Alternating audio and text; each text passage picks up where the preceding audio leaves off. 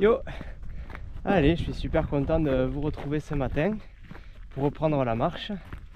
J'ai donc décidé de poursuivre l'aventure jusqu'à Toulouse parce que voilà, j'avais trop envie voilà, de boucler la boucle à pied, l'idée me plaît trop.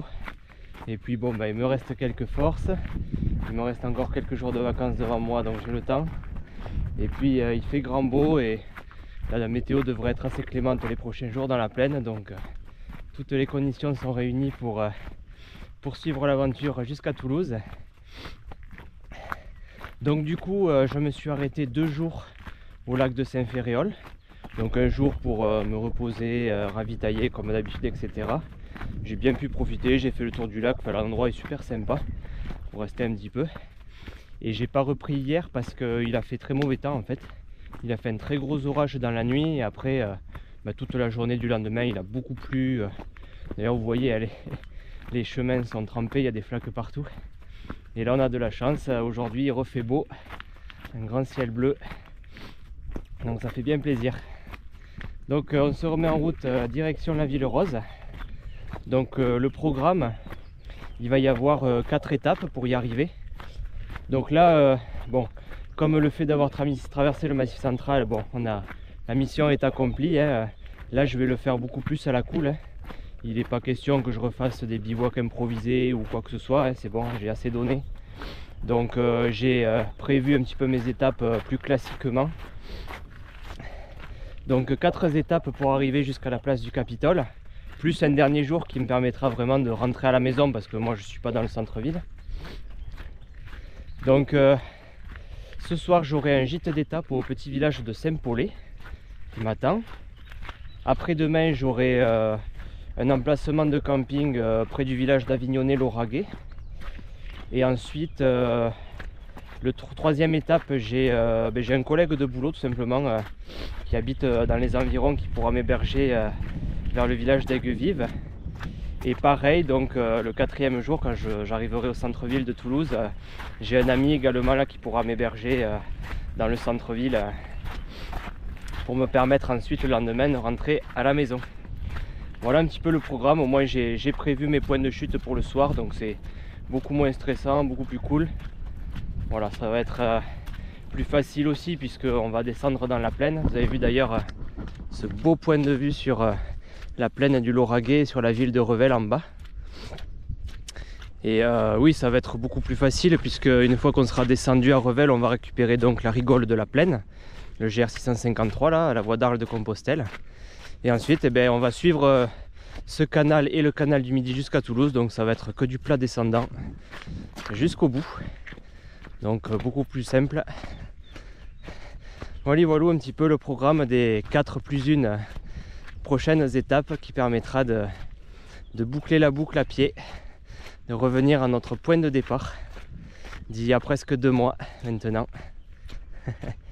Là j'avoue que j'ai vraiment du baume au cœur là, je suis vraiment motivé parce que c'est vrai que toutes les autres villages étapes que j'avais fait, où j'avais fait des pauses et tout, j'avais toujours un peu de stress, j'étais toujours un peu timide à repartir parce que les conditions n'étaient pas forcément simples, puis je commençais un peu à accuser le coup, à être pas mal fatigué quand même avec l'accumulation. Mais là, ouais, le fait de me dire que dans quelques jours je retrouve le Capitole et tout, c'est complètement dingue en fait. Là ça me donne une motivation d'en faire. Puis bon ouais, le fait d'être dans la plaine avec un climat bien plus clément, enfin voilà, là j'ai l'impression que tout s'arrange un petit peu pour que ce soit beaucoup plus cool et prendre plus de plaisir. Donc vraiment là ouais, je suis très content de reprendre. Donc voilà, donc nous entamons le jour 40 pour reprendre la numérotation. 40e jour d'aventure. Allez, direction Revel et la rigole de la plaine.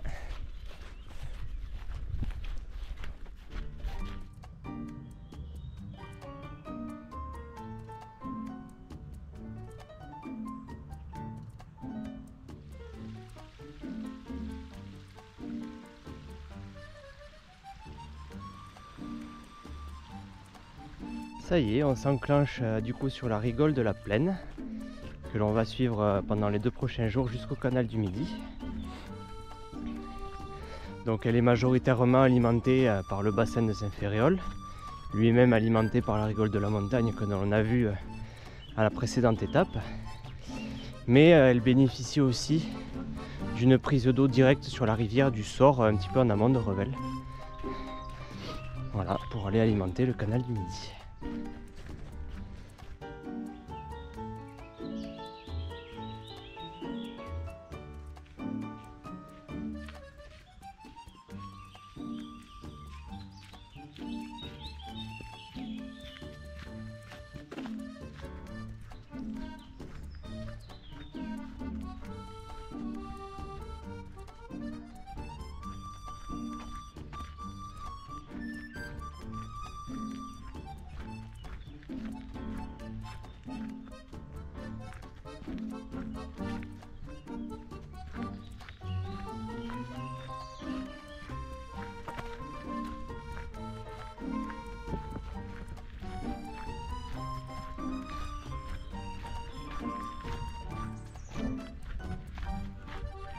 Et je voulais vous raconter un petit truc là qui m'est arrivé là quand j'étais à Saint-Ferréol.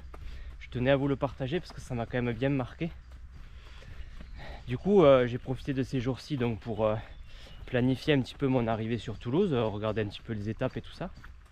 Et comme je vais être sur la voie d'Arles là, je regardais un petit peu s'il y avait des hébergements le long du parcours. Donc je regarde et tout. Et je vois que au village d'Aigues-Vives, donc qui sera la fin de ma 3e étape là, je vois qu'il y a une maison d'écluse qui a été rénovée en gîte d'étape. Donc et tout, je vois ça, putain super, pile poil sur mon chemin et tout, parce que moi je serai sur le canal du Midi à ce moment là. Putain, trop stylé de dormir là et tout, machin, trop bien. Donc je suis content de trouver ça. J'appelle du coup pour voir. Donc voilà, bonjour, je serai de passage sur le canal du Midi, est-ce que vous aurez de la place pour une personne en dortoir au gîte mardi soir? Ouais, pas de problème et tout. Bon, très bien. Et là, la personne, elle me demande bon, vous avez une crédentiale? Ah, je lui dis ben non, j'ai pas de crédentiale parce que j'ai pas fait exactement Compostelle, quoi. J'ai fait toute une rando en itinérance, tout ça, etc. Mais pas le GR 653 proprement parler. Ah, ben non, du coup, c'est pas possible.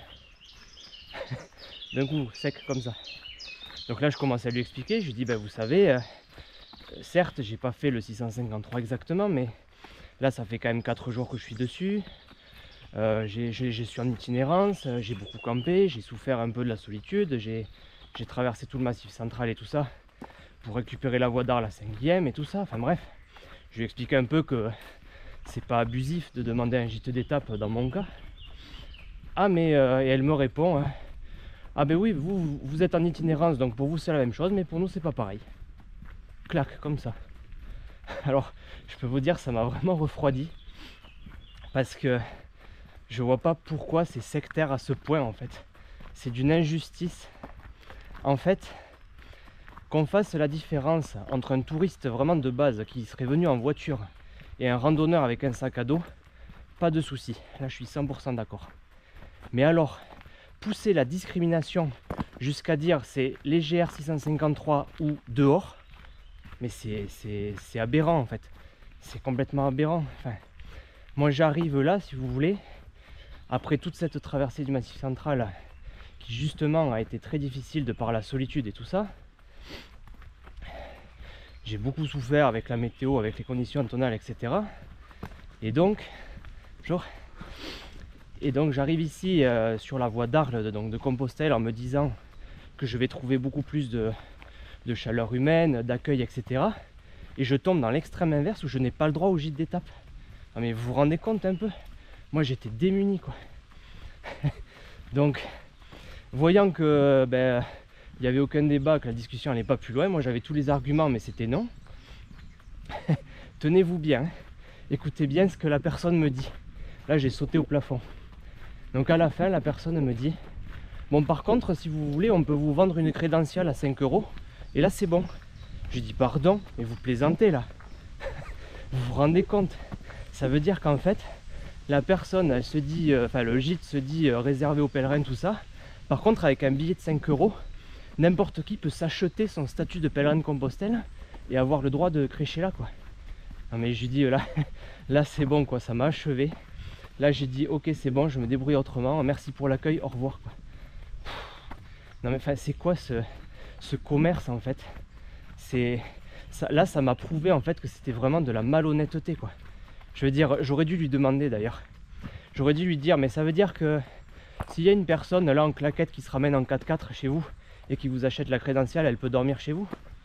Et moi que ça fait 1 mois et demi que je marche à camper et tout ça et à avoir souffert et me dire que ça y est je suis sur la voie de Compostelle, j'ai pas le droit. Vous vous rendez compte l'aberration? Donc j'étais vraiment démuni et enfin voilà, je tenais à vous partager ça. Il faut savoir que souvent sur Compostelle, si vous n'avez pas la crédentiale, des fois ça peut être compliqué quoi. Et donc du coup j'avoue que ce soir je stresse un peu aussi pour le gîte parce que j'espère tout simplement que la personne à l'entrée va pas me demander la crédentiale, sinon dehors quoi, parce que là il va falloir que je me retape un bivouac dans le village où je sais pas où, j'ai pas envie quoi. Bref, mais vraiment ce moment où elle m'a dit on peut vous vendre en gros votre statut quoi pour 5 € ou 10 centimes, je m'en fous, peu importe.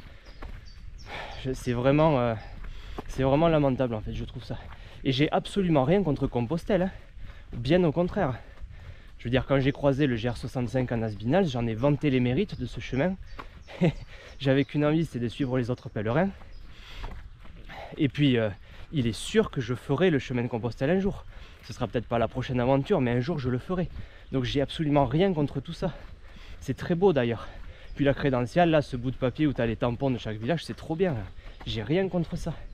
Mais faire de la discrimination dans un gîte d'étape entre un pèlerin de Compostelle qui aura fait cet itinéraire et moi, quoi, qui ai fait un autre truc, c'est abusif. Vraiment, c'est abusif. Parce que clairement, ça se dit gîte pèlerin. Bon, c'est sûr qu'à travers les vidéos que je vous fais là, ça transparaît pas beaucoup, mais je vous cache pas que quand on part comme ça pendant presque 2 mois dans la montagne en solitaire, il y a clairement une dimension spirituelle derrière. On est dans l'introspection, dans la réflexion sur soi, etc. Et voilà, la dimension spirituelle, je l'ai. Je vous en parle pas parce que forcément c'est plus intime, mais elle y est clairement. Et effectivement, Même si j'ai pas eu une éducation religieuse, d'ailleurs je manque de culture là-dedans, j'avoue, mais la notion de pèlerinage, on l'a un peu aussi. Du coup, par extension, vu que je marche, et qu'en plus je marche en direction de Toulouse, qui est, même si j'ai pas beaucoup de culture, c'est quand même un lieu saint très important. Donc, enfin bref, je pense que on peut me considérer quand même comme un pèlerin. Certes, pas de Compostelle, mais comme un pèlerin quand même. Donc, me dire non, non, vous n'avez pas le droit de profiter du gîte d'étape avec tout ça, c'est vraiment une injustice. Moi, j'étais démuni, quoi. Je me suis dit, ah bon, et c'est ça, quoi, Compostelle, ah, d'accord, quoi. Moi qui trouvais penser un peu plus d'accueil et tout ça, c'est loupé. Bref, voilà, je tenais à vous le partager parce que je trouve quand même ça assez fort de café. Et puis en plus, honnêtement, on voit en fait que c'est malhonnête parce que la personne que j'ai eue au téléphone en fait n'a même pas cherché, si vous voulez, à en savoir plus. C'est vous avez la crédentiale? Oui, non, ok, dehors. Elle n'a même pas eu la moindre curiosité de dire ah, attendez, alors vous me dites que vous êtes en itinérance, c'était quoi votre projet, c'était quoi votre démarche, etc. Tout ça. Et franchement, si ça avait été quelqu'un un petit peu ouvert d'esprit, avec un peu de spiritualité justement, je lui aurais expliqué ben voilà, tout mon parcours, tout ce que j'avais fait, etc., la démarche dans laquelle je l'ai effectué et tout. Mais je pense qu'il m'aurait accueilli sans problème. Enfin, moi je sais pas, ça me paraît être tombé sous le sens, mais enfin bref. Et le pire dans tout ça, du coup, bon, ça va, il se trouve que j'ai trouvé un collègue pour m'héberger, donc je ne serai pas tout seul. Mais si j'avais pas eu cette connaissance-là, j'aurais fini au camping en fait.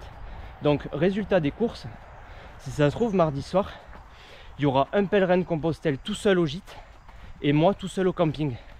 Donc les deux, là, on va passer une soirée tout seul à se morfondre, là, à pas pouvoir partager avec qui que ce soit. Alors que, eh ben, on aurait pu faire une belle rencontre tout simplement. Et là, qui je pense plus dans l'esprit de Compostelle. Enfin bon, bref. Au lieu d'apprécier en fait l'originalité un peu de mon parcours, bah non, on discrimine, c'est non, vous n'avez pas le droit, quoi. Donc au final, ça se trouve, il y a deux pèlerins qui vont passer la soirée tout seuls, avec des places vacantes. Enfin bref, je trouve ça vraiment injuste. Surtout qu'il y a de la place en plus, parce que la dame, quand je lui ai dit la date, elle m'a tout de suite dit oui, oui, bien sûr. Donc ça veut dire qu'il n'y a pas beaucoup de monde, et je le sais, je le vois. Je suis sur le terrain, je sais très bien qu'il n'y a pas 20 pèlerins sur la voie d'Arles de Compostelle à cette époque de l'année par jour. Donc il y a la place. Ben non. C'est 5 €. Enfin bon, voilà, c'est... Honnêtement, faire de la discrimination entre randonneurs, ça devrait pas exister en fait, tout simplement. Je pense. En tout cas, s'il y a une distinction à faire, la seule qui pourrait avoir du sens, c'est itinérance ou pas. Au lieu que ce soit 5 €, c'est est-ce que vous marchez depuis plus de 5 jours, quoi. À la limite, c'est tout. Mais pas GR653 ou rien, quoi. Enfin, ça c'est trop.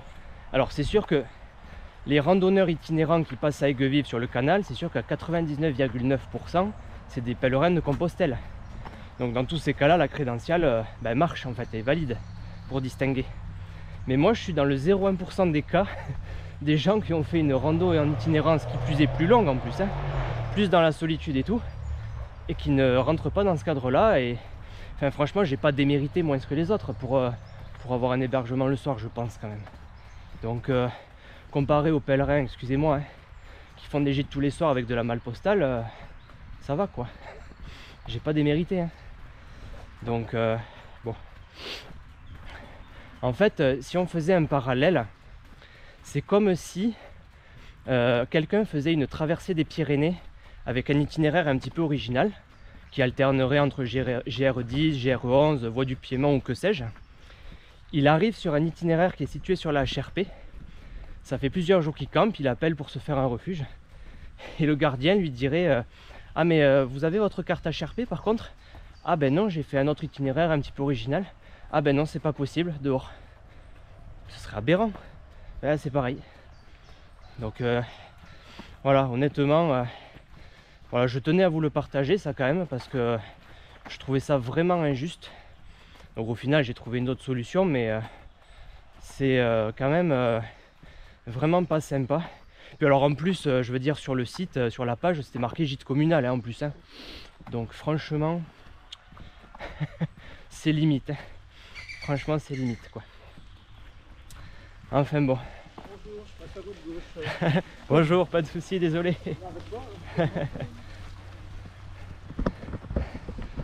Allez, du coup, on continue sur cette voie d'Arles, au bord de la rigole de la Plaine.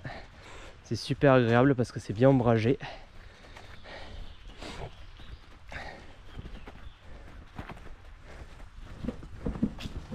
Bonjour.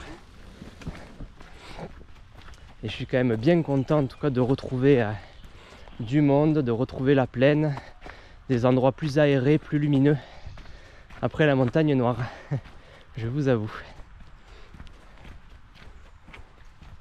Et donc du coup, pour continuer sur cette discussion là de ce fameux gîte là, il y aurait une solution très simple en fait pour contenter tout le monde. Je sais même pas pourquoi ils n'ont pas eu l'idée encore. Ce serait tout simplement de dire, parce que là j'avoue que j'avais appelé quelques jours avant quand même, puisque là c'est pour après-demain. Donc la personne aurait très bien pu me dire, écoutez monsieur, je peux pas prendre votre réservation tout de suite parce que on donne la priorité aux pèlerins de Compostelle. Donc ce que vous faites, vous m'appelez la veille et si j'ai encore de la place, je vous accueille. C'est quand même pas bien compliqué quoi. Comme ça, au moins tout le monde est content. C'est-à-dire que si ça se remplit avec des pèlerins, ok, tant pis. Mais si au moins la veille j'appelle et qu'il y a de la place, on peut m'accueillir quoi. Point barre quoi. Enfin je sais pas, moi ça me paraît très simple. J'ai eu l'idée 3 minutes après quoi, coup de téléphone quoi. Donc je vois pas pourquoi ils proposent pas ça quoi. Honnêtement. Bref. Allez, j'arrête ce discours, mais c'est vrai que ça avait besoin de sortir là, parce que vraiment, ah ouais, j'étais remonté comme une pendule quand j'ai entendu ça. C'est aberrant quoi. Et en fait, pour tout vous dire, là à Saint-Ferréol, vu que je me suis pris quelques vacances et qu'il n'y a pas de gîte d'étape, j'ai fait un hôtel tout simplement. Et figurez-vous que j'ai trouvé beaucoup plus de chaleur humaine et d'accueil dans un hôtel à touristes basique à Saint-Ferréol que là. Parce que en fait, forcément, ils m'ont vu débarquer avec mon gros sac parmi les touristes. Donc forcément, ils étaient curieux. Du coup, j'ai pas mal discuté avec le patron. Je lui ai expliqué d'où je venais, tout ce que j'avais traversé. Et puis ils étaient curieux. Ils posaient des questions. Ah ouais, t'as marché tout ça, c'est fou. Bon, t'as sucré le permis ou quoi? Bon, bref, des gens super sympas. Et alors, écoutez bien. Hier matin, du coup, je voulais aller faire des courses à Revel pour les prochaines étapes là. Et donc, j'avais rien à part le sac à dos pour transporter mes courses.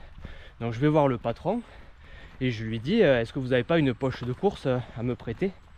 Il me dit si bien sûr, mais en plus attends, moi il faut que je descende à Revel faire les courses, si tu veux monte avec moi dans le camion quoi. Et le patron il m'a descendu à Revel à la boulangerie pour faire les courses et tout.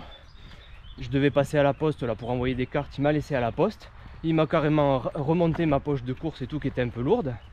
Enfin super sympa quoi.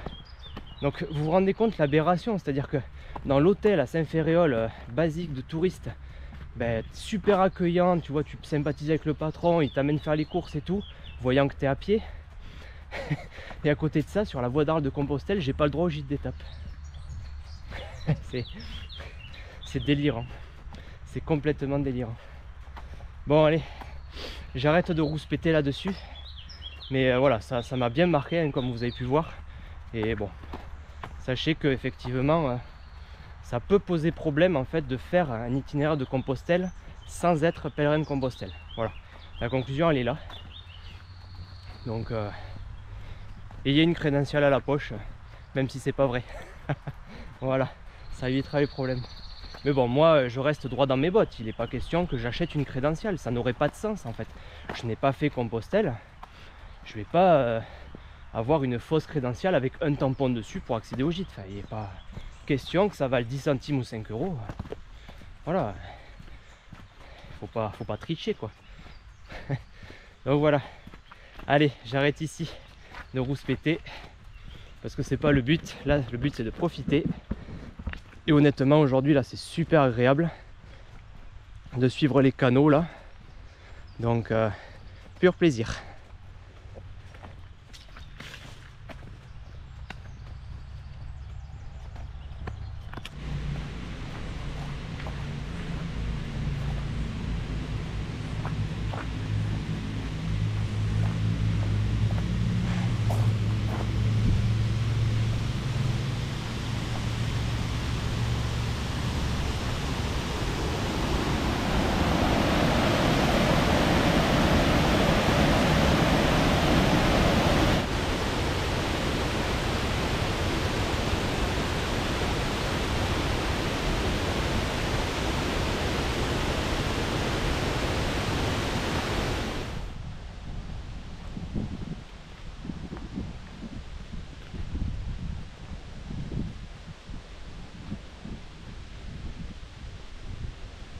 Alors là on passe proche du petit village de Saint-Félix-Lauragais que l'on aperçoit sur la colline là-haut, avec son église et puis aussi ses éoliennes que l'on voit sur la droite.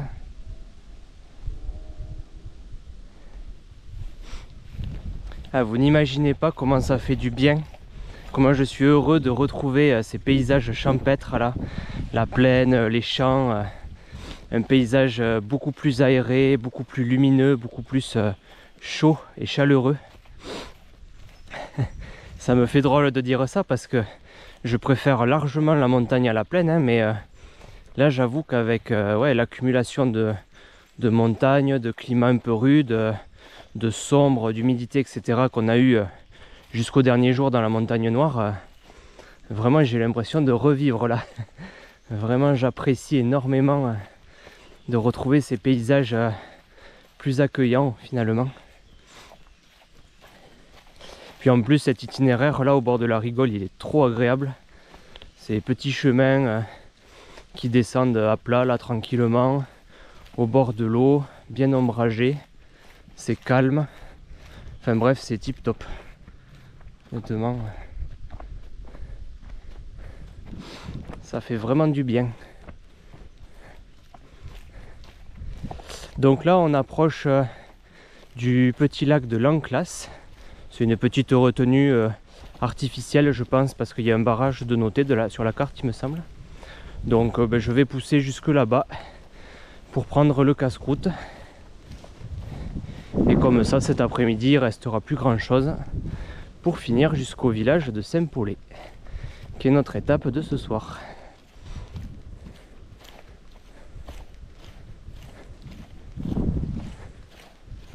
Et là, on a carrément un aqueduc sur la voie ferrée. Ouais, il y a l'eau qui passe là. Nous avec.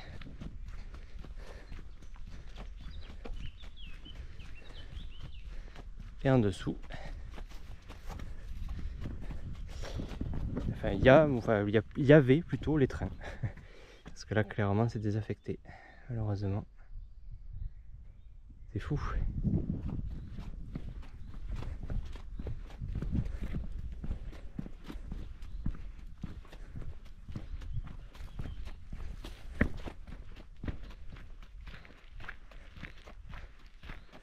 Allez, nous voici au lac de l'Anclasse. Bon, on pourrait couper par le barrage, mais bon, vu que j'ai le temps, là, je vais faire le tour du lac quand même pour trouver un endroit sympa pour pique-niquer. Et puis en plus, le GR 653, il passe par là. Donc, en faux bon pèlerin de Compostelle, je suis le GR sagement. Pardon, ça m'a échappé.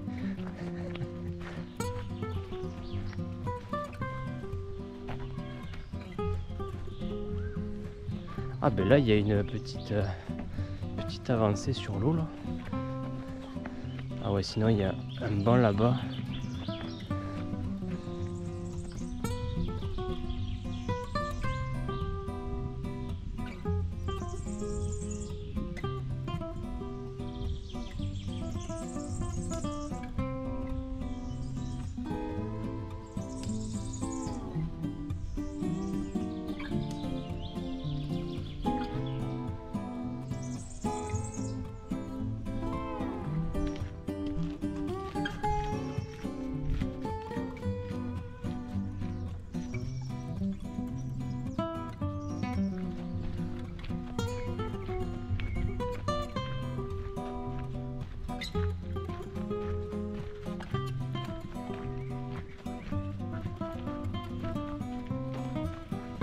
Je quitte donc le petit lac de l'Anclasse où j'ai fait ma pause de midi, c'était super agréable.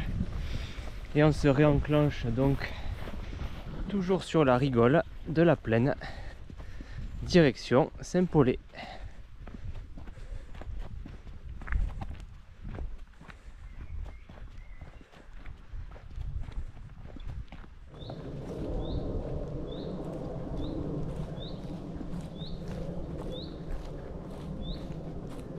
Ah, on commence à voir les avions de ligne là qui vont atterrir à Blagnac là à Toulouse.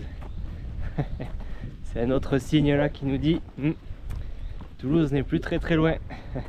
On s'approche, on s'approche. Il y a un panneau sur le bord là. Vous quittez la Haute-Garonne. Merde. Fait chier. Et ouais, en fait, on est encore dans l'Aude là du coup. Ouais, Saint-Paulé, c'est encore dans l'Aude. Mais bon, pas d'inquiétude. On repassera dans le 31 à mon avis dès demain. On s'est pas planté de chemin.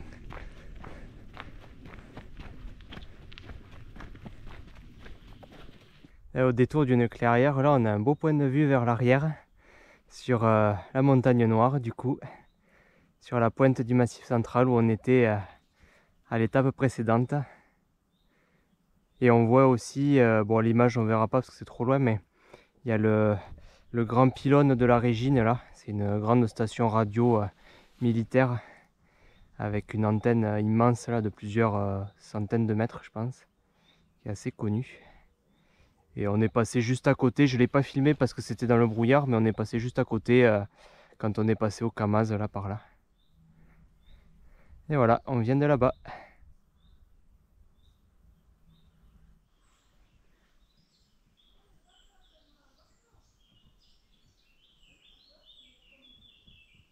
C'est trop drôle, ça faisait trop mignon aussi, il y a une canne avec ces petits canetons là.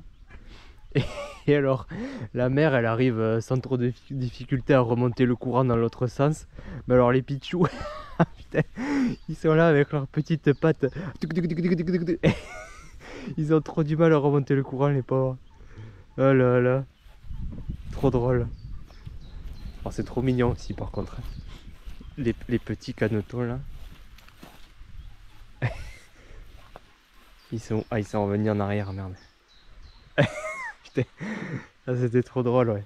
Les petits là qui n'arrivaient pas à remonter le courant là. Ah là là. C'est marrant. Allez, j'arrive bientôt sur le village de Saint-Paulé. Je vais faire un petit crochet là. On va quitter la rigole pour faire le détour au village. Bon, c'était une chouette journée. Très beau temps. Je suis très content de reprendre pour rejoindre Toulouse. Bon, mais maintenant il n'y a plus qu'à espérer que j'ai le droit de rentrer au gîte. Vous imaginez un peu là, je stresse parce que je suis pas sûr d'être accepté au gîte d'étape. C'est fou. Bonjour, crédential du véhicule. Ah, c'est bon, vous êtes un vrai randonneur, vous pouvez passer. D'ailleurs, j'ai pas précisé pour ceux qui connaîtraient pas forcément. La crédentiale ou crédentiale, en fait c'est un petit carnet avec des cases généralement qu'on prend quand on fait un chemin de Compostelle. Et après en fait à chaque mairie ou église etc on fait tamponner. Comme ça on a un petit peu un historique des villages qu'on a traversés etc. Et malheureusement j'ai envie de dire c'est un peu une preuve que tu as bien fait le chemin de Compostelle etc. tout ça et ce qui s'ensuit. Voilà. Bon après c'est souvent appelé le passeport du pèlerin, mais ça veut tout dire. Et moi il y a quelque chose qui me titille avec ça quand même, ça me dérange. Le fait que ce soit un passeport, qui plus est payant hein, la plupart du temps quand tu veux prendre une crédentiale c'est payant, il faut le payer. Comme si tu devais payer le droit de faire un chemin, enfin bref. Il y a un truc bizarre là-dedans quand même qui me titille un peu. On va arrêter d'en parler. Mais ouais, c'est un peu... ça fait partie, je pense, un petit peu des points négatifs des chemins de Saint-Jacques où ben voilà, ça a été un petit peu commercialisé, quoi. Il y a un petit peu du business qui s'est fait autour de ça, tellement il y avait de monde. Et ça en fait un petit peu partie, je trouve. Voilà, bon. Allez. Et d'ailleurs là, il y a une jolie petite coquille en haut. Au pire, je la vole, je la mets sur mon sac à dos et comme ça, c'est bon. Ah là là. Allez, voilà, on retrouve la route. Et ensuite, on va pouvoir bifurquer vers le village. Toujours avec ce beau point de vue sur la montagne Noire au loin. Allez. Et bien du coup, je vous dis certainement à demain pour la suite du périple. Demain où nous allons continuer la rigole de la plaine pour retrouver le canal du Midi. Allez, à demain, ciao.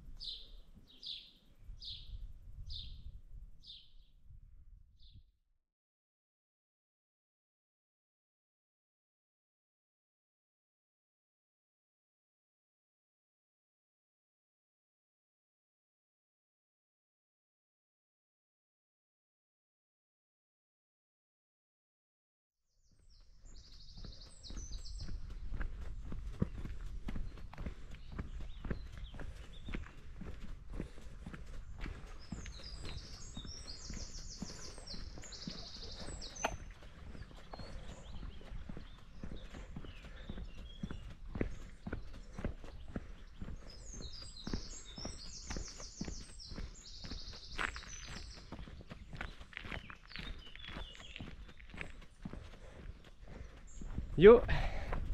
Allez, on se retrouve ce matin pour le 41e jour d'aventure. Bon, du coup, hier soir, je stressais un petit peu pour le gîte là avec la crédentielle et tout. Et bien finalement, je suis tombé sur les gens les plus chaleureux, je crois, que je n'ai jamais rencontré tout au long de cette traversée. Vraiment un gîte super accueillant, des gens très sympas, vraiment passionnés par l'accueil des pèlerins, etc. et autres. Du coup, non, vraiment, j'ai passé une super soirée. En plus, vu que j'étais le seul pèlerin de passage, j'ai partagé le repas avec eux et tout. On a discuté de plein de choses. Et alors, comme si ça ne suffisait pas, en plus, au fil des discussions, il y a eu tellement de coïncidences, de synchronicités. Des gens qu'on connaissait en commun sur Toulouse. Un de leurs enfants qui fait ses études là-bas et qui habite à 50 mètres de là où j'étais moi. Enfin bon, ou des passions en commun comme la musique, etc. Enfin bref, que des choses mais improbables. Toi tu débarques de la montagne comme ça après avoir fait 800 km tout seul. Tu arrives là dans un village paumé de l'Aude et tu tombes sur des gens avec qui tu as 3 ou 4 coïncidences. Enfin bref, des synchronicités comme ça. Enfin bref, vraiment un gîte adorable. J'ai passé une super soirée, donc un grand merci à eux. Puis c'est vraiment des gens passionnés parce que ils font des photos en fait de tous les pèlerins qui passent chez eux. Et à la fin de l'année, ils font un grand cadre avec toutes les photos de tout le monde. Ils mettent l'année, ils m'ont montré celui de l'an dernier, de 2023. Enfin bref, vraiment adorable. Donc très chouette étape à Saint-Paulé. Allez, donc du coup ce matin, j'ai quitté le petit village. Et après un petit bout de route, je me suis réenclenché sur la rigole de la plaine. Donc toujours la voie d'Arles, le GR 653. Et aujourd'hui, eh bien, on va rattraper le canal du Midi. Donc ça fait bien plaisir aussi parce que, certes, c'est pas encore Toulouse, mais c'est vrai que pour moi, retrouver le canal du Midi, c'est déjà un symbole fort. C'est vraiment voilà, une construction typique voilà, de ma région, donc c'est vrai que ça fait vraiment quelque chose. Et on va donc le rattraper au seuil de Naurouze, qui est son point le plus haut, comme on disait l'autre fois. Allez, et bien du coup c'est parti. Et d'ailleurs au fait, hier soir au gîte, là il y avait quelques bouquins que j'ai feuilletés, et notamment le topo guide là, du GR 653. Et j'ai appris que la voie d'Arles de Compostelle, elle s'appelait aussi la Via Tolosana, la voie de Toulouse, donc en occitan ou en latin, je sais pas. Donc ça c'est pareil, c'est un symbole assez fort de dire que j'ai traversé tout le massif central, toutes les montagnes, et pour finir jusque chez moi à Toulouse par la Via Tolosana. C'était vraiment sympa aussi comme signe, comme symbole. Donc voilà, il fait toujours grand beau. Là vraiment c'est du pur plaisir là. Ces dernières étapes là, ça fait vraiment chaud au cœur, ça fait plaisir. Allez, et bien c'est parti, direction le canal del Midjun.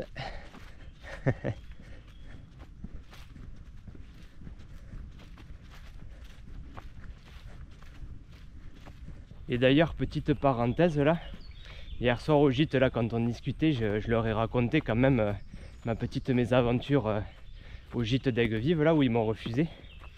Et ben le gars il m'a dit oh ouais non c'est pas normal et tout. Il me dit en plus on fait partie de la même association, le même groupement de gîtes voilà, sur la région qui accueille les pèlerins et tout ça. Et il m'a dit non là c'est pas normal, la prochaine fois qu'on se voit en comité je leur en parlerai quand même et tout. Donc voilà, ce qui prouve quand même que c'était un peu excessif. Et je pense honnêtement que si j'avais été en galère là pour le logement de demain, je pense qu'il aurait passé un coup de fil, c'était réglé. Il m'aurait accueilli sans souci. Et alors, le pire de tout, qu'il m'a dit, il me dit hier soir, ben en plus, là en ce moment, ils nous appellent et ils nous disent, mais vous avez du monde, nous on n'a personne, c'est triste et tout. Je dis, mais quoi?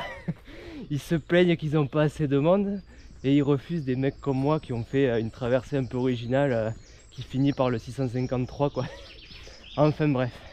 Bon, je pense honnêtement que j'ai dû tomber sur la mauvaise personne en fait, hein, tout simplement parce que il m'a dit que en fait ça tournait un petit peu les permanences, ouais, pour les réservations tout ça. Donc bon, je pense que j'ai simplement pas eu de chance parce que voilà, même lui ça l'a étonné. Apparemment ils se plaignent qu'ils n'ont pas beaucoup de monde en plus et tout ça, donc c'est vraiment voilà, moi l'accueil que j'ai reçu moi il est complètement à l'opposé de ça, donc voilà, allez. Je ferme la parenthèse là-dessus. Mais c'était quand même bien un petit peu excessif ce refus. Voilà. Allez. Zou.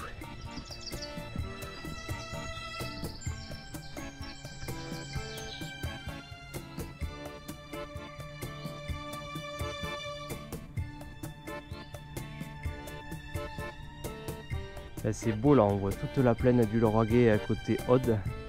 On voit le pêche de Bugarache et tout le début des Pyrénées, le Madrès. Il doit y avoir par là-bas le Carlite, les massifs, les pics de la Cerdagne. Et là on voit le pic de Saint-Barthélemy et sous l'Arac, le massif de Table en Ariège. Putain, ça fait trop plaisir de voir les Pyrénées une fois de plus là. Ça sent vraiment rentrer à la maison.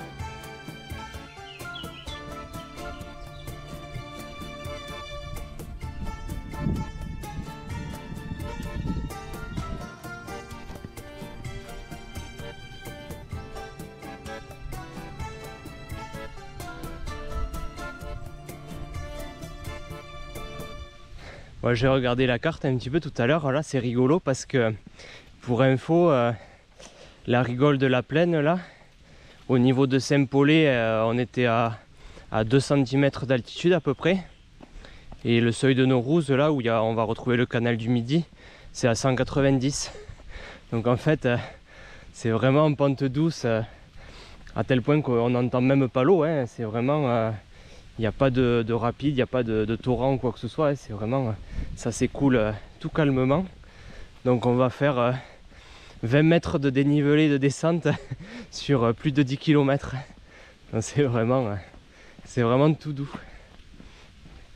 Ça épouse le relief, de sorte à pas avoir à trop construire de remblais, de déblais, etc. Donc ça a été bien pensé pour ça.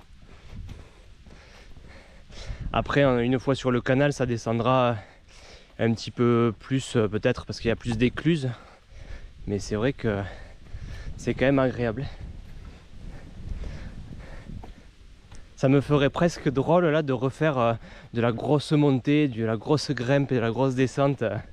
C'est vrai qu'on s'habitue, ouais, à ce petit chemin là au bord de l'eau. Bon, après si ça durait des jours et des jours, je pense qu'on se lasserait aussi un petit peu. Mais sur 2-3 jours comme ça, c'est vraiment très très agréable pour marcher.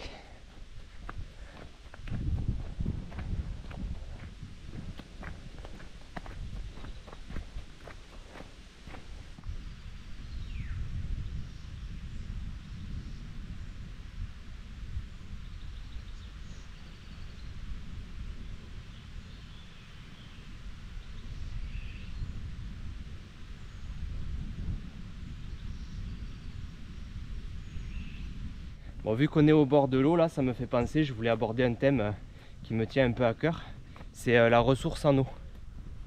En fait, je voulais vous raconter, quand j'ai fait la traversée des Pyrénées, il y a 2 ans, c'était donc à l'été 2022, et souvenez-vous, c'était l'année où il y a eu la première canicule et sécheresse un petit peu extrême, et d'ailleurs les Toulousains s'en souviennent parce qu'il y avait des photos un peu choc de la Garonne à sec au Pont-Saint-Pierre et tout ça. Alors moi de mon côté j'étais à la montagne, donc j'étais un petit peu coupé des infos et tout ça, mais je l'ai vu aussi de mon côté parce que j'ai vu des sources taries, j'ai vu des lacs naturels ou artificiels avec des barrages vides, etc. Et je me rappelle notamment de cette image de l'étang de l'Apparent quand j'étais passé près du refuge de Rugges, où je voyais même pas l'eau en fait au loin, je voyais que le barrage. Je me disais mais qu'est-ce qui se passe quoi? Et en fait c'est vrai que quand on randonne comme ça en itinérance, on prend vachement conscience du fait que l'eau c'est super précieux, qu'il faut y faire attention, etc. Parce que on le porte dans le sac et des fois on passe une étape entière sans pouvoir ravitailler, etc. Et du coup quand on rentre à la maison après et qu'on voit que on a juste à ouvrir le robinet et puis l'eau coule sans effort, sans rien, on se dit mais c'est quand même merveilleux d'avoir ce confort, d'avoir cette modernité chez soi, que ce soit aussi naturel en fait. Mais du coup ayant vu les barrages vides et tout ça, etc. au cours de mon périple, je me suis posé la question en fait, mais du coup elle vient d'où l'eau pour tous les Toulousains, là, pour tout le monde, etc. en plein été comme ça. Donc j'avais fait quelques recherches et en fait il se trouve qu'il y a un syndicat mixte là dans le sud-ouest de la France qui s'appelle le SMEAG, qui s'occupe en fait justement de la ressource en eau sur tout le bassin de la Garonne et notamment Toulouse. Et ils ont un site internet qui est très bien fait et que je vous conseille d'aller voir du coup. Alors il y a notamment une super jolie webcam sur la Garonne là au Bazacle là à Toulouse. Bon, rien que ça c'est super joli là quand ça coule bien, qu'il y a des beaux couchers de soleil. Bon bref, il y a ça. Mais surtout, ce qu'il y a de très intéressant, c'est qu'ils rendent public les données en fait justement des barrages, du niveau d'eau, des débits des rivières, etc. Et en fait, pour Toulouse, en été, l'eau elle vient quasi exclusivement des barrages qu'il y a dans les Pyrénées ariégeoises. Donc pour ceux qui connaissent un peu là, qui vont faire des randos, il y a le plus important bien sûr Soulsem, et il y a aussi donc l'étang de l'Apparent, de Niort, d'Izourt, l'étang de Naguille, plus quelques retenues secondaires qu'il y a par-ci par-là comme Montbel, etc., la Raviège et tout. Mais globalement, la plupart de l'eau vient des barrages des Pyrénées ariégeoises que j'ai cités. Et donc en fait au cours de l'été, ils publient quotidiennement ou de manière hebdomadaire au moins un bulletin où ils donnent un petit peu voilà justement tous les niveaux des barrages, quels sont les débits observés sur les rivières, et ils donnent également la stratégie de déstockage de l'eau en disant par exemple le débit observé sur l'Ariège il passe en dessous du seuil, donc on va ouvrir des vannes en plus sur tel barrage, sur Soulsem par exemple, on va passer de 5 à 10 mètres cubes par seconde. Et alors du coup c'est super intéressant parce que ça nous fait prendre conscience que tout ça en fait ça se joue à un fil et que le débit naturel des rivières ne suffirait plus aujourd'hui à assouvir nos besoins en eau en fait. Et les chiffres sont assez alarmants parce que par exemple l'an dernier, en 2023 à l'automne, là où il y a eu justement la sécheresse un peu à retardement jusqu'en octobre, écoutez bien, le débit de l'Ariège était à 70% dû au lâcher artificiel.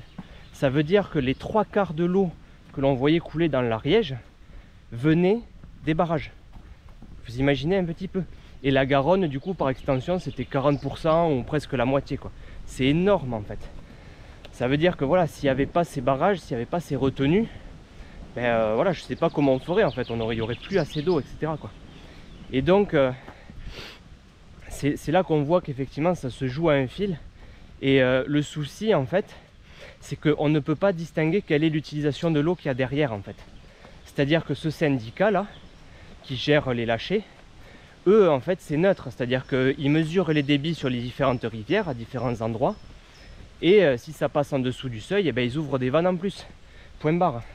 Ils ne savent pas si derrière l'utilisation, elle est pour l'eau potable et l'agriculture qui nous nourrit, ou si c'est pour prendre sa douche 3 fois par jour et remplir sa piscine 4 fois dans l'été. C'est ça le souci, en fait. Tout passe par le même tuyau qu'on appelle une rivière. Hein. Et derrière, on ne sait pas trop quelle est l'utilisation. Donc c'était juste un petit point, voilà, pour dire, ayons conscience de ça. Gardons en tête, en fait, que si on a encore de l'eau l'été dans les grandes villes et dans les plaines, ben, c'est grâce à des perfusions, en fait, tout simplement. L'Ariège, là, c'est vraiment une perfusion de la Garonne pour Toulouse, pour l'été, en fait, pour maintenir l'eau. Donc voilà, donc je vous conseille d'aller voir une fois de temps en temps, enfin une fois pendant l'été. Encore une fois, il ne faut pas le regarder tous les jours parce que ça devient anxiogène, c'est pas le but. Il faut aussi se réjouir, en fait, de ce génie humain, hein, qui est de dire tout simplement, l'hiver on a du surplus d'eau, donc on va le stocker de sorte à pouvoir l'utiliser l'été. C'est très ingénieux, c'est astucieux et il n'y a pas de souci là-dessus. Donc il faut aussi s'en réjouir. Mais en fait c'est tellement naturel, tout ça est tellement caché, en fait, aux yeux de la plupart des gens. C'est tellement naturel d'ouvrir le robinet et qu'il y ait de l'eau que en fait on l'oublie tout ça. On se dit c'est bon, on nous parle de sécheresse, mais c'est bon, il y a toujours de l'eau, donc pourquoi s'inquiéter? Oui, mais faut savoir d'où elle vient. C'est pas naturel tout ça. Donc voilà, ayons conscience de ça.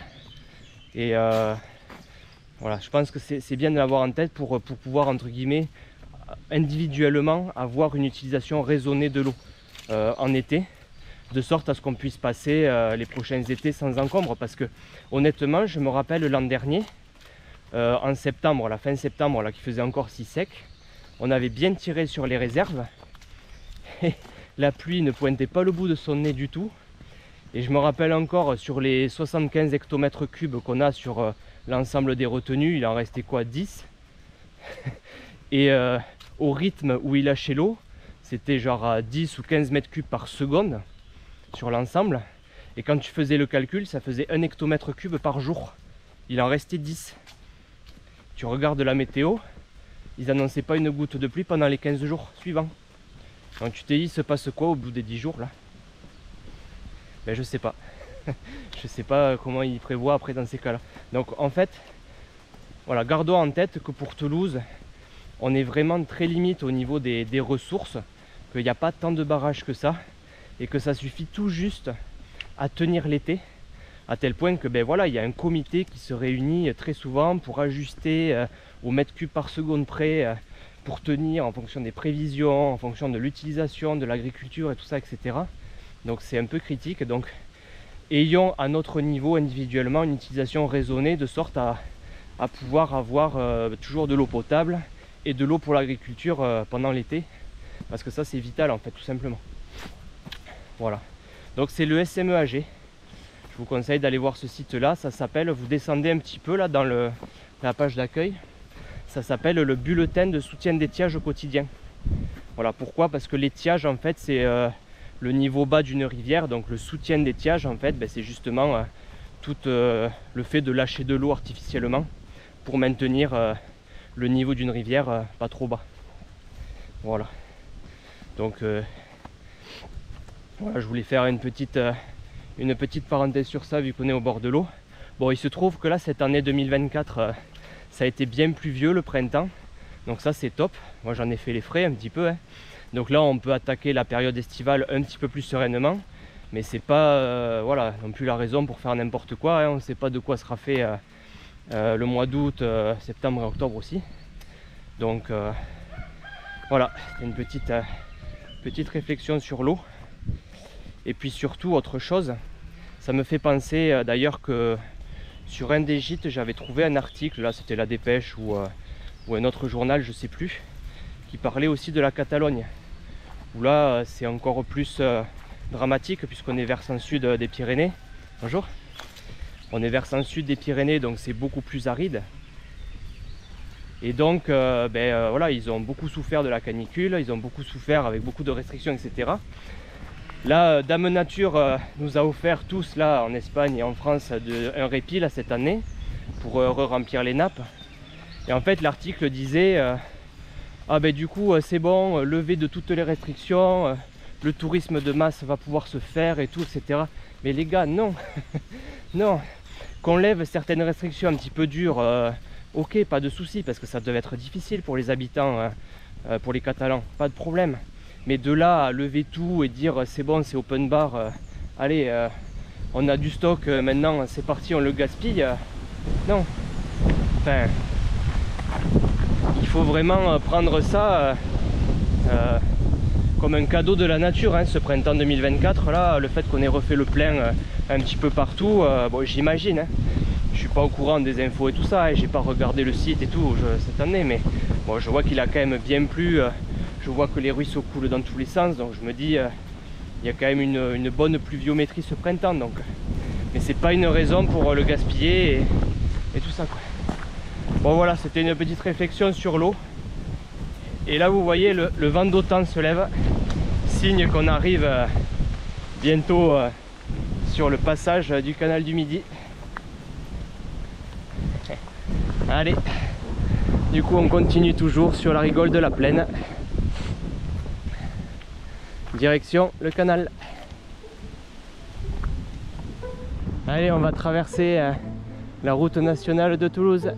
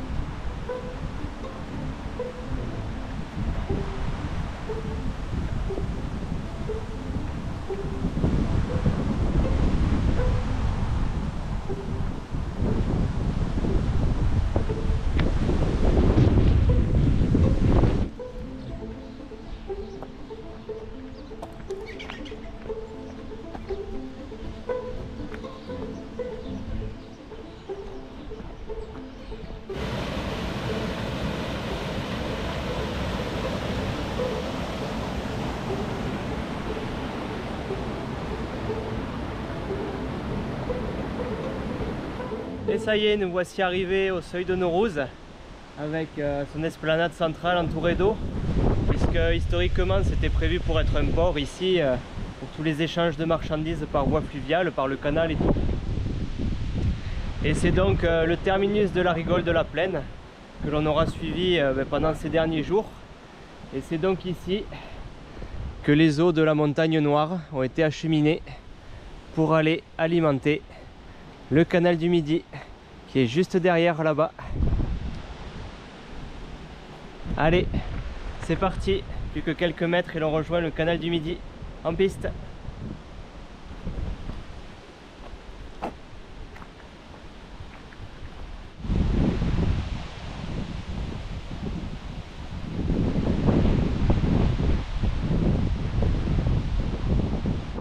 Canal du Midi, on l'a fait. Là, ça fait vraiment plaisir hein, d'arriver là à pied pour retrouver le canal. On est donc à son point le plus haut hein, sur la ligne de partage des eaux entre Atlantique et Méditerranée. En témoigne le nom des deux premières écluses de chaque côté, dont celle-ci qui s'appelle l'écluse de l'océan. Et donc l'autre côté, côté Narbonne, c'est l'écluse de la Méditerranée. Ah ouais, ça fait super plaisir d'arriver là, retrouver le canal, ces platanes, le vent d'automne. Après avoir traversé toutes ces montagnes.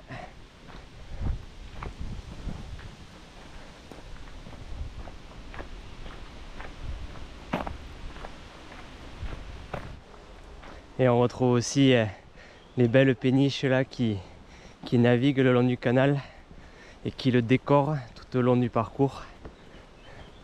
Il est vachement large le canal à cet endroit là, j'y étais jamais venu là, à Naurouz.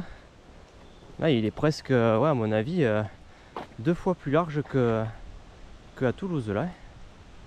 C'est impressionnant. Ah bah là il est bien plein comme il faut, hein. Quand on voit toute l'eau qui arrive de la rigole de la plaine là, du coup de la montagne noire, là il n'y a pas de souci pour l'instant ce mois de juillet pour l'alimenter et maintenir le niveau.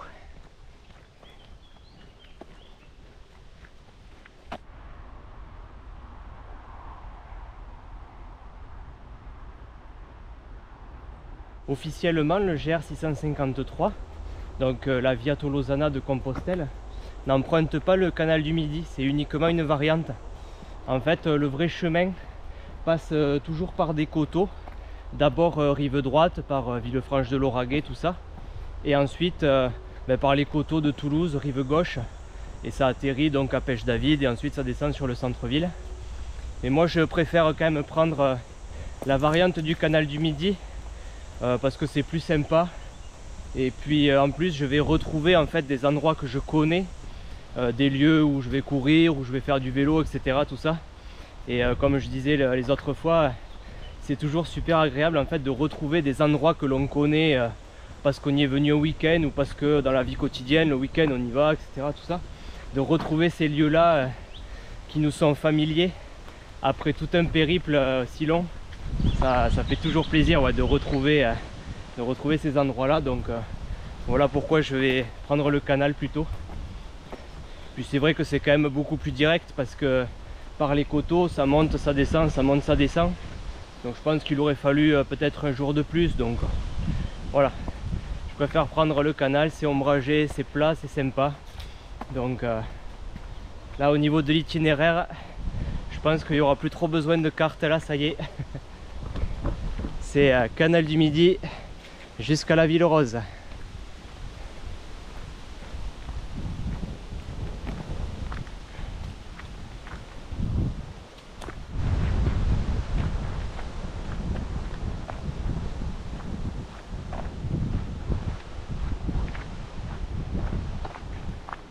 Donc là on passe sous la voie ferrée de Toulouse à Narbonne,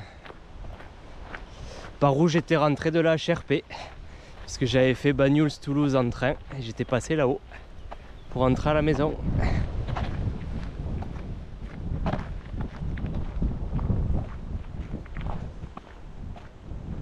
Ça y est, on repasse dans le 31, Macarel de Diou, on y est. Et ouais, hier il y avait le panneau vous quittez la Haute-Garonne.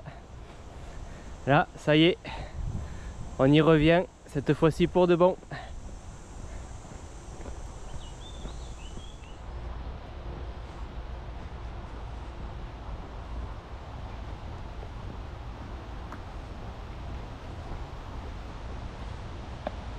Bon, ça a été dénaturé par l'autoroute, hein, malheureusement, mais sur la droite on a une très jolie vue sur le village d'Avignonnet-Lauragais, qui est donc l'étape de ce soir. Du coup, comme je disais hier, là je suis au camping en fait, donc c'est pas dans le village, hein. On va rester sur le canal et en fait le camping est juste à côté du canal du Midi, là dans quelques kilomètres, donc voilà. Bon, c'est un moment historique. J'ai fait péter le short, bon. Ça y est. Il aura fallu attendre le 8 juillet quasiment à Toulouse pour que je me mette en short, les jambes à l'air pour marcher, quoi. C'est la folie, hein. Bon, après il y a des après-midi en termes de température où j'aurais largement pu marcher en short aussi, hein. Mais c'est juste qu'il y avait trop de broussailles ou trop ben, c'était pas possible, hein. Je pense notamment à la descente sur Saint-Pons là, qui était une galère pas possible. Il faisait ultra chaud, mais bon, c'était tellement la jungle, le chemin, que voilà, c'était impossible de marcher les jambes à l'air, quoi. Donc, mais là ça y est, ouais. Là je suis sur la piste cyclable. Étonnamment il n'y a pas un chat, ni cycliste, ni personne, ni quoi que ce soit. Donc du coup là il n'y a pas de broussailles. Donc ça y est, j'ai fait péter le short. Et je peux vous dire que ça fait du bien d'avoir les jambes un peu aérées, parce que j'ai pas eu l'habitude. Vous savez, c'est comme la sensation justement quand tu as passé tout l'hiver en pantalon, tu sais, et que au mois d'avril-mai, là, tu vois, tu mets ton premier short, tu sais, ça fait toujours drôle. Mais là, c'est la sensation que ça me fait, tu vois, ça fait 2 mois. Puis bon, quand je suis parti fin mai, il faisait pas chaud, on n'était pas en short non plus dans la vie quotidienne, quoi. Mais alors là, particulièrement avec la montagne et tout, j'ai passé 2 mois à avoir froid et être en pantalon jusqu'en bas, quoi. Putain, là, de sortir le short, ouais, ça fait plaisir, ouais, ça fait drôle. Ouais. Bon, allez, on continue.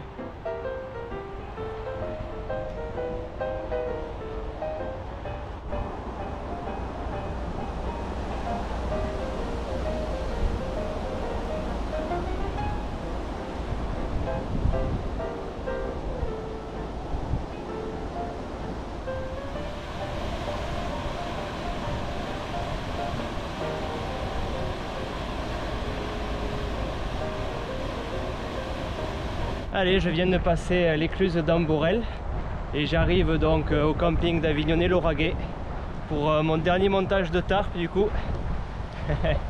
Donc voilà, je vous dis à demain pour poursuivre la route vers Toulouse par le canal du Midi. Allez, ciao, à demain.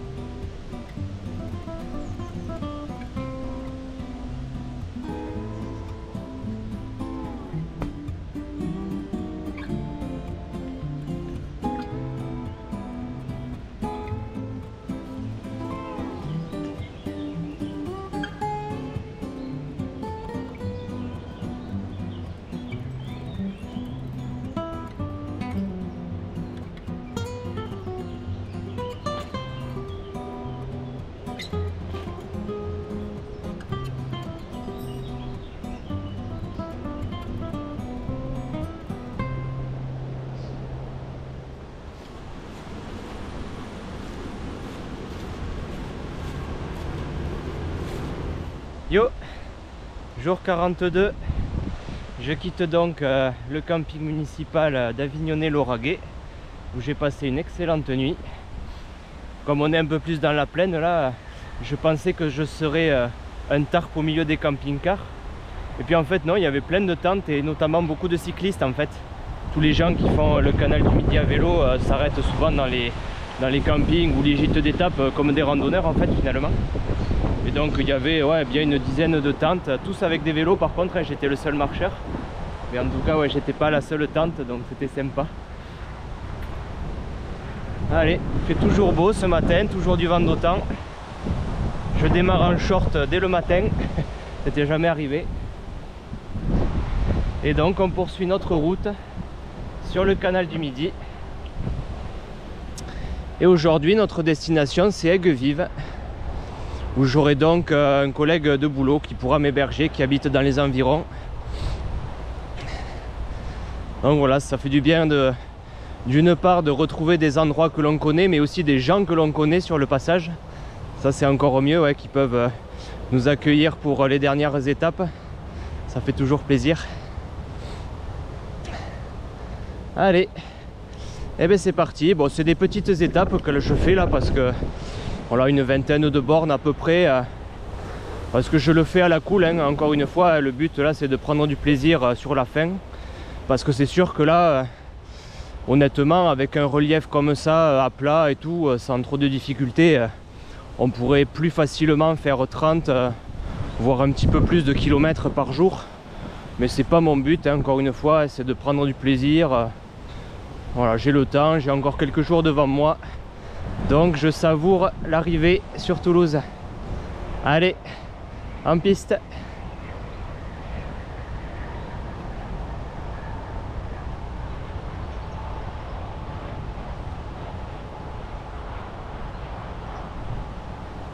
Et au fait, du coup, Céleste et Charlotte là, de la chaîne Bunker Sauvage, bon, finalement ils seront passés avant moi. Hein. Je m'en doutais un petit peu parce que c'est vrai que même en traînant en tandem, on va quand même beaucoup plus vite qu'à pied.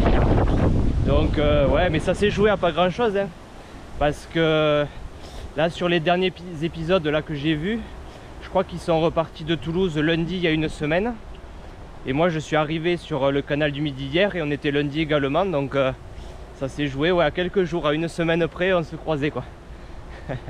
Bon voilà, c'est comme ça, c'est dommage mais bon, on aurait pu se croiser.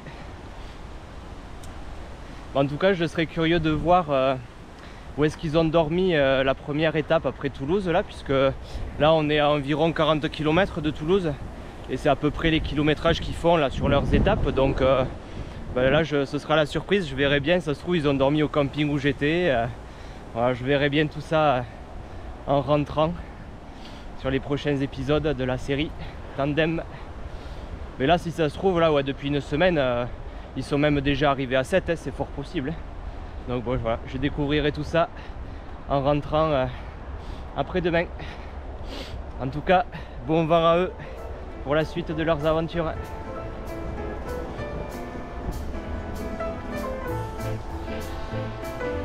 Et on arrive sur l'écluse d'Ancassan, qui est donc la troisième depuis le seuil de Naurouz.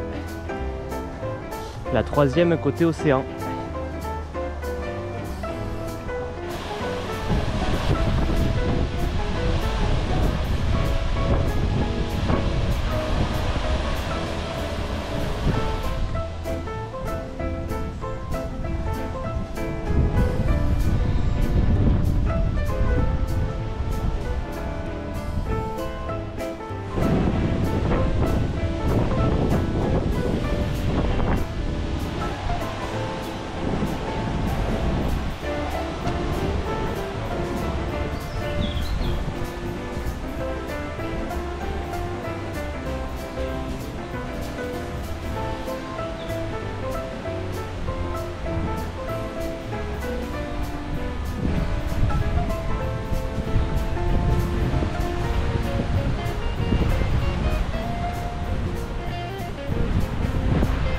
Allez, on arrive sur l'aqueduc des Voûtes qui permet au canal du Midi d'enjamber la rivière de l'Hers-Mort, qui voilà, c'est la rivière principale là, de ce couloir jusqu'à Toulouse.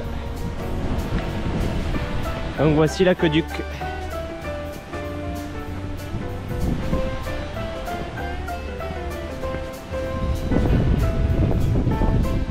et la rivière en dessous.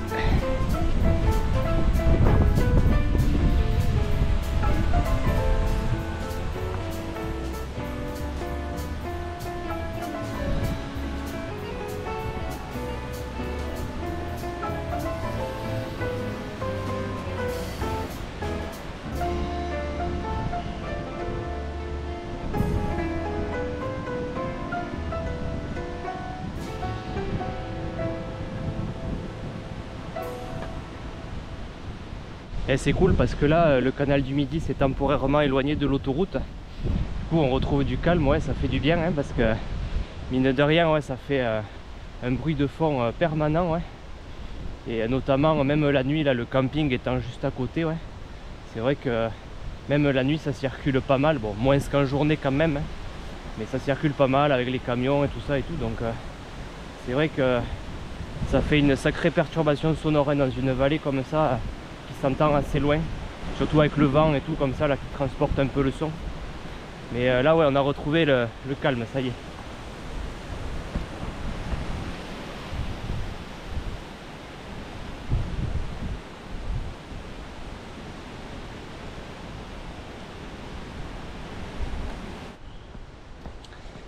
Et nous arrivons à l'écluse de Gardouch.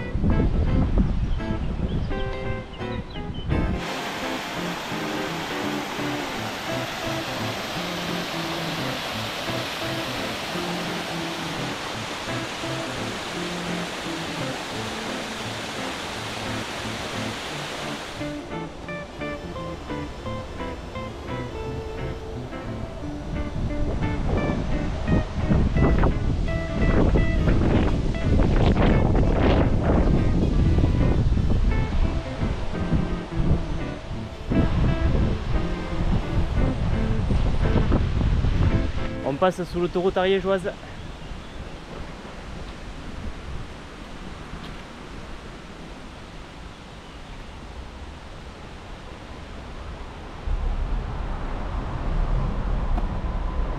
Allez, on arrive sur l'écluse de Négras.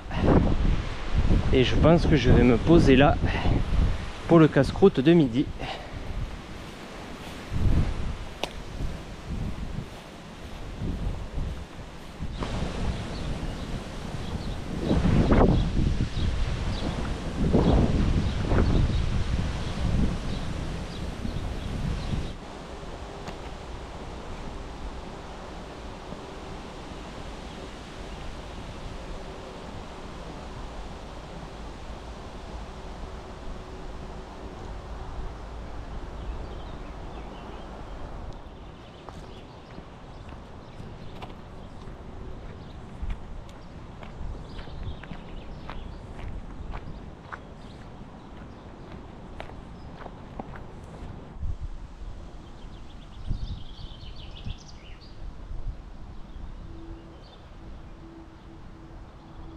Allez, j'arrive à l'écluse d'Aigues-Vives, qui est donc la fin de l'étape du jour.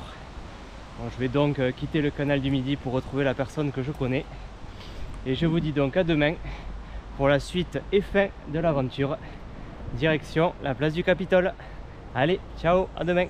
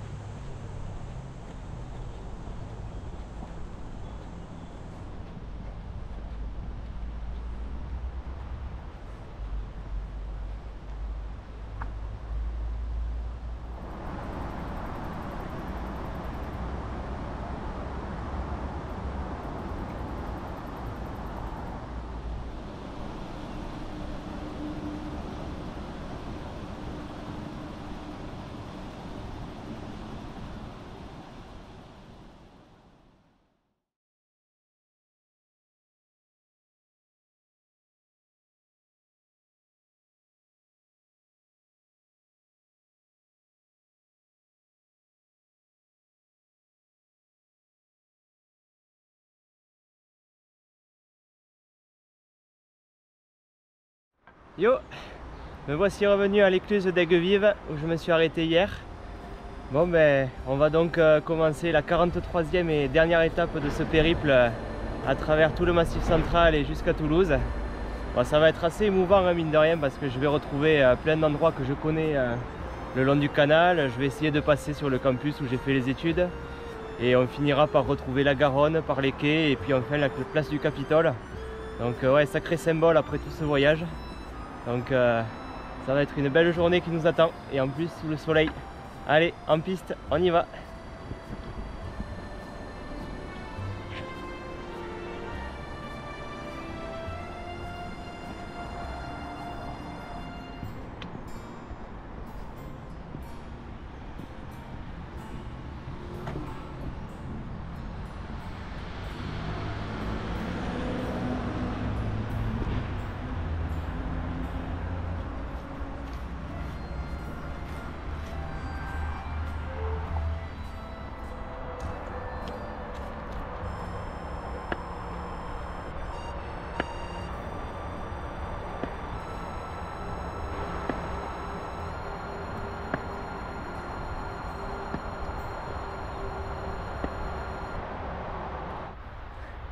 Il y a des petits lapins là ou des lièvres, je sais pas, dans le champ là.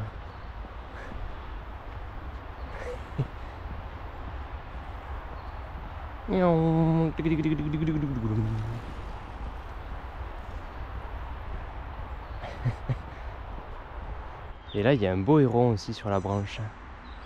Il n'est pas farouche hein.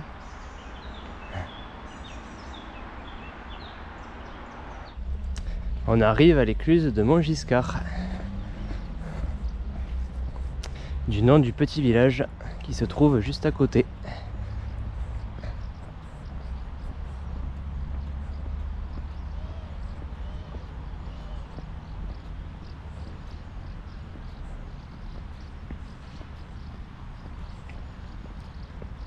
Et c'est ici, je pense, là, parce que je vois le marquage, que le GR 653 passe du coup rive gauche pour parcourir les coteaux, tandis que nous, on va continuer le canal du Midi. Allez, j'arrive bientôt au pont de Deim. Là, ça fait plaisir, là, c'est cool parce que je retrouve vraiment les endroits que je connais, là, ça y est, je retrouve ma zone. Parce que, ouais, là, ici, là, j'y suis venu il n'y a pas si longtemps que ça. À vélo là juste avant de partir à la traversée là, partir à Clermont.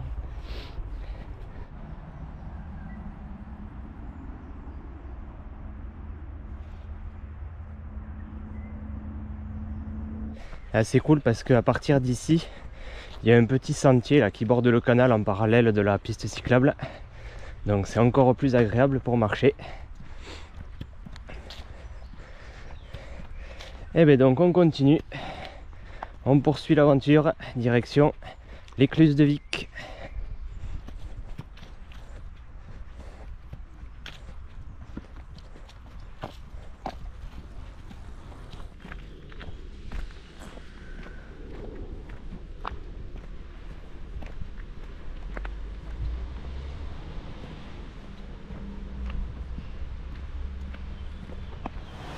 Et nous voici à l'écluse de Castanet.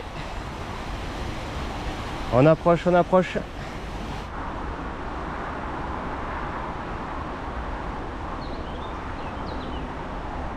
Bon là c'est fou, hein, j'entre vraiment en terre connue. J'approche du port sud, le pont Mange-Pomme, le parc à côté, tout ça là. C'est complètement fou. La sensation que ça fait de débarquer là à pied après tant de kilomètres. C'est ouais, c'est complètement dingue. Allez, on continue. Cap sur le cap. Cap sur le Capitole.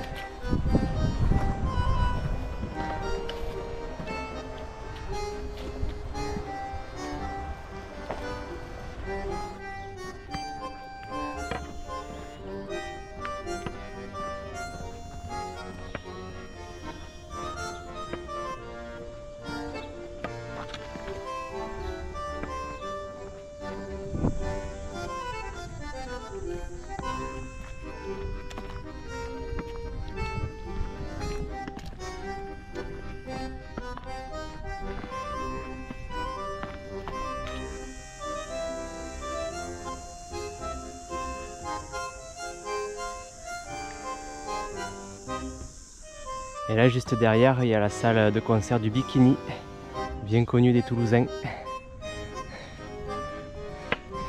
Et là on est au port technique et on va faire le tourniquet.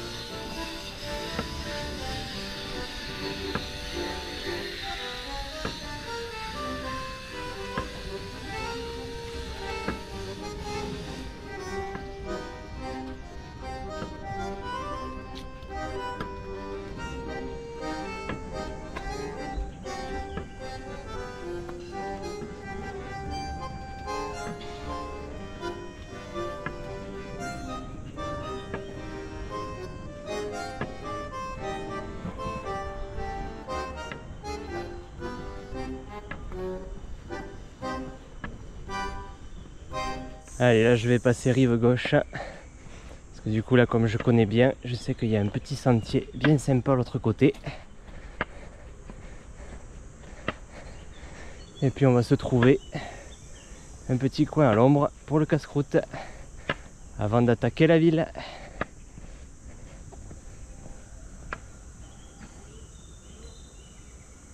Et ces ambiances là du canal du Midi avec les platanes et toutes les péniches là, tout aussi colorées les unes que les autres là sur le bord là, c'est vraiment trop beau quand même.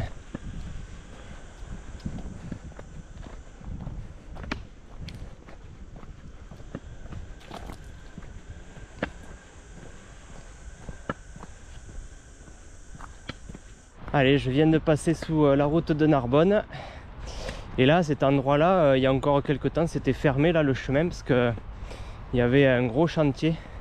Parce que le nouveau métro passe sous le canal à cet endroit là. Mais là ils ont fini, là ils ont remis tout ce qu'il faut pour les arbres et tout. Ils avaient tout remblayé là, c'était carrément bouché en fait le canal là. On voit qu'il reste les traces encore là des travaux. Et ouais c'est complètement dingue ouais. Du coup ça veut dire que bientôt ici il y aura le métro qui passera sous nos pieds.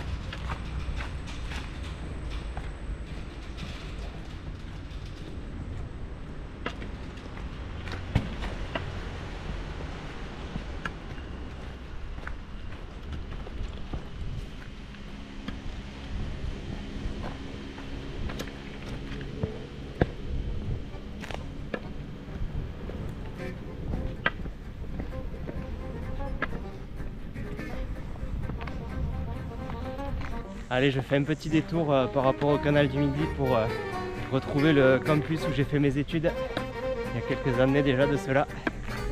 Ça va faire drôle.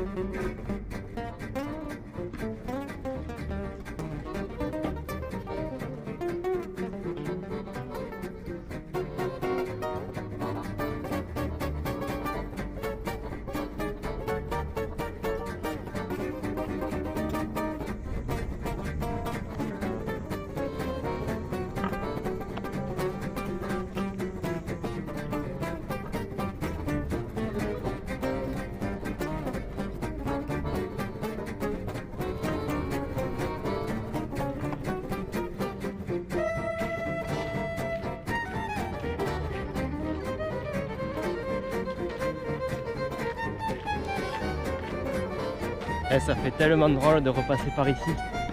Tant de souvenirs. Waouh.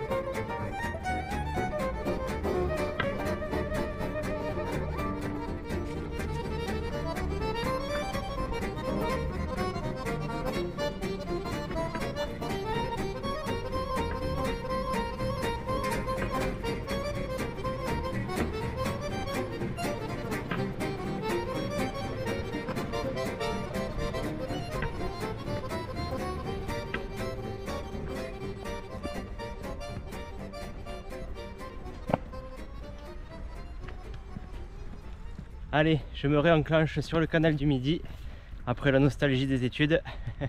Ah, ça fait vraiment quelque chose de repasser là après quelques années et puis surtout après avoir parcouru tous ces kilomètres là, redébarquer comme ça là avec cet accoutrement et le sac à dos et tout. Ça fait drôle. Bon, donc là maintenant on va attaquer la ville. Donc là je vais suivre le canal du Midi encore là pour le début. Et ensuite ce que je vais faire, je pense, c'est que je vais prendre l'allée des Demoiselles, tout ça. Et je vais un petit peu couper pour récupérer la Garonne, le quai de la Dorade, tout ça. Et puis après jusqu'au pont Saint-Pierre et on finira ensuite au Capitole si on peut.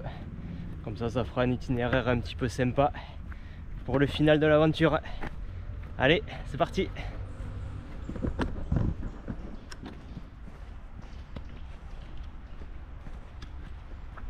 Et là on passe l'aqueduc qu'il y a sur la rocade toulousaine.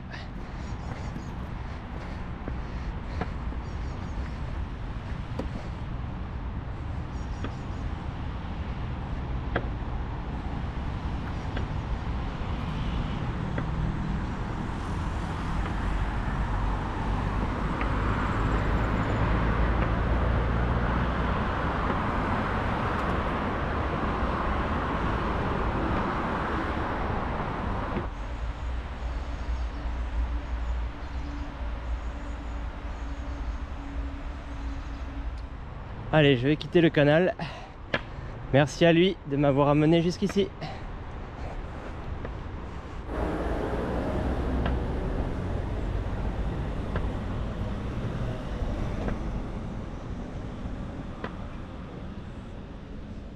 Et là, nous sommes au jardin des plantes.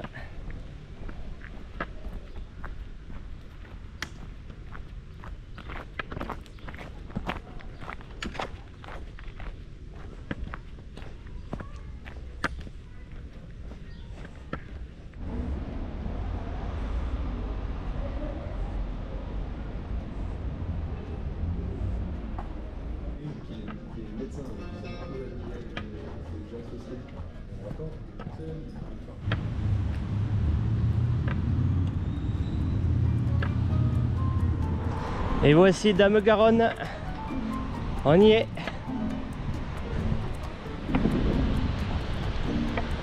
Depuis le temps qu'on en parle du bassin atlantique et du bassin de la Garonne, là, on a traversé tellement de rivières qui allaient jusqu'ici. Et bien voilà. Allez, ben du coup maintenant on va faire les quais de la Garonne, les quais de la Dorade, tout ça, jusqu'au pont Saint-Pierre. Allez, go!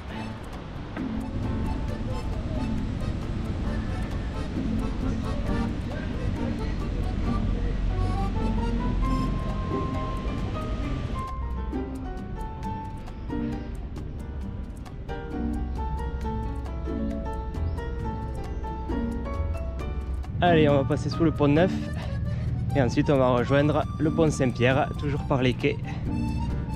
C'est super agréable ici là. En plus la rivière amène toujours un peu d'air frais. Parce que là aujourd'hui il fait bien chaud quand même, mais il y a une petite brise. C'est vraiment un grand plaisir d'arriver sous ce ciel bleu à Toulouse.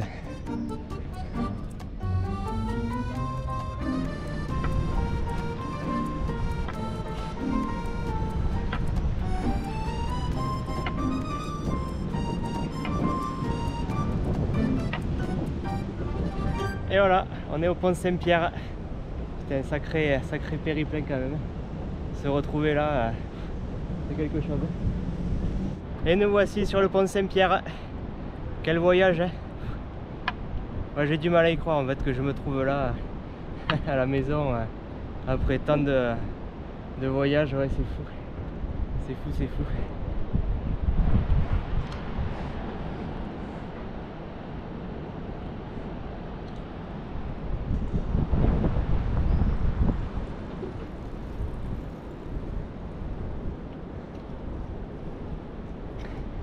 Allez, ben du coup on va poursuivre sur l'étape finale, la place du Capitole, par la rue Pargueminière, la fameuse. Allez, et voilà, du coup on est sur la place Saint-Pierre, bien connue de Toulousain aussi.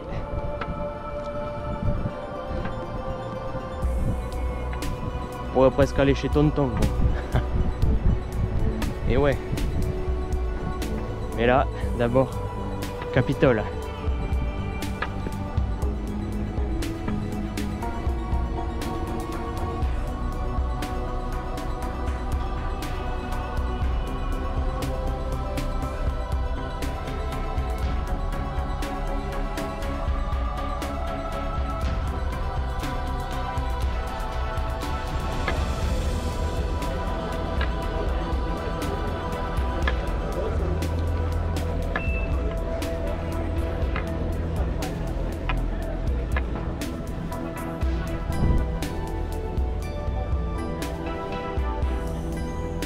Et voilà, nous voici sur la place du Capitole. Moi, j'ai pas trop les mots, j'avoue, mais je dirais qu'une seule chose, c'est qu'il faut être sacrément fada pour arriver jusqu'ici. Allez, ciao.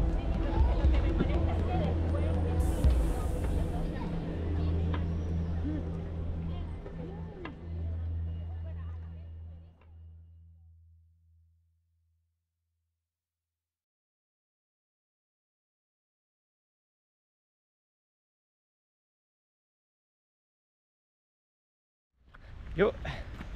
Bon, et bien nous sommes le lendemain de mon arrivée sur Toulouse. C'est donc hier que s'est achevé ce long périple à travers tout le Massif central et le final jusqu'à Toulouse, jusqu'à la place du Capitole. Bon, du coup, je voulais juste vous faire un petit mot pour vous dire que là, ce matin, je fais une 44e et ultime étape, bon, qui est purement personnelle, celle-là, pour véritablement rentrer chez moi. Parce que du coup là hier soir j'ai logé donc chez un ami qui est dans le centre et moi j'habite à l'extérieur de la ville, donc j'ai encore une bonne petite étape pour rentrer à la maison, pour enfin sortir les clés de mon sac qui font gling gling là depuis Clermont et je vais pouvoir ouvrir le gîte d'étape de chez Ludo et voilà, pour vraiment terminer mon aventure jusqu'au bout. Bon, ben en tout cas j'espère que ce reportage ça vous aura plu. Toutes ces petites vidéos de chaque étape, etc. C'est la première fois que j'essaye de parler à la caméra comme ça. Donc pour un grand timide comme moi, c'était pas évident. Donc soyez indulgents. Et puis en plus, timide ou pas, c'est vrai que c'est quand même un exercice assez difficile parce que en fait, bon, il se passe des trucs comme ça, on marche. Puis d'un coup, on veut raconter une anecdote, une petite histoire ou quoi que ce soit.